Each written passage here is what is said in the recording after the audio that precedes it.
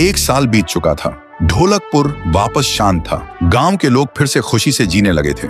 हर पूर्णिमा को लोग एक दिया जलाकर ठुन ठुन ठुन साहुर को याद करते थे। पर एक रात कुछ ऐसा हुआ जो फिर से सब कुछ बदल के रख दिया। लाशें फिर से मिलने लगी। हर 2 दिन बाद किसी न किसी के घर के सामने एक कटी हुई लाश पड़ी होती। गांव फिर से कांप उठा। एक दिन सब लोग महाराज के पास पहुंचते हैं और रो रो कर गांव की घटनाओं के बारे में बताते हैं। रात को महाराज 2 सेनापतियों से कहते हैं, जाओ और खोजो इस कांड के पीछे कौन है। लेकिन सुबह सिर्फ उनकी लाशें लौट कर आईं। एक का सिर था ही नहीं, दूसरे के पैर कट चुके थे।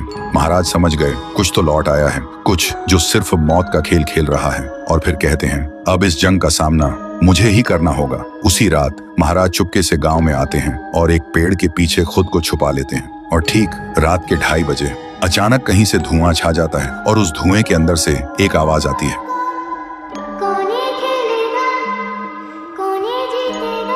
और फिर धुएं के बीच से निकलती है एक गुड़िया, गोल आंखें, एक बेजान सी मुस्कान, लेकिन चेहरा मौत का पैगाम। वो गुड़िया एक घर के गेट तक जाती है और बच्चों जैसा एक गाना गाने लगती है। उसके गाने की आवाज सुनकर एक आदमी बाहर आता है और अगले ही पल वो गुड़िया उसका सिर चबा जाती है। वो आदमी तड़प तड़प के वहीं जमीन पर गिर जाता है। महाराज सब कुछ देखते हैं। उनकी आंखें भर जाती हैं। उन्हें समझ आ जाता है इसके सामने जाना मतलब खुद का अंत लिखना है। अगली सुबह गांव के लोग इकट्ठा होते हैं। महाराज कहते हैं, ये पिछले भूत से भी ज्यादा डरावनी है।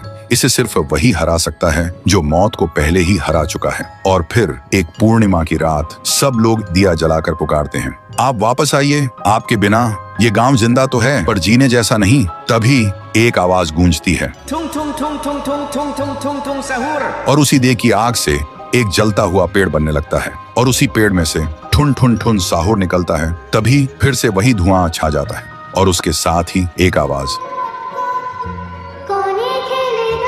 सब लोग घुटनों के बल गिर जाते हैं और कांपती आवाज में बोलते हैं, हमें बचाइए, वो आ गई है। ठुन ठुन ठुन साहुर एक जोरदार जंप करता है और सीधा उस धुएं में घुस जाता है और शुरू होती है एक आखिरी जंग ठुन ठुन ठुन साहुर और गुड़िया की। जमीन कांपने लगती है, आसमान से बिजली गिरती है और जब धुआं हटता है तो दिखाई देता है गुड़िया बिखर चुकी थी। हाथ अलग, सिर अलग, पैर अलग। और तब से गांव में फिर से एक नई सुबह हुई। महाराज मुस्कुराए, गांव वाले जीने लगे और उस दिन के बाद ठुन ठुन ठुन साहुर सिर्फ एक भूत नहीं रहा, गांव का रक्षक बन गया। लेकिन उसी रात कुछ ऐसा हुआ जो किसी को भी पता नहीं चला। गुड़िया का सिर, हाथ, पैर अपने आप जुड़ने लगे थे और फिर वो वहां से चली गई। तो दोस्तों, अगर आप देखना चाहते हैं पीहू वर्सेस गुड़िया तो इस वीडियो को 1 लाख लाइक्स तक पहुंचा दो।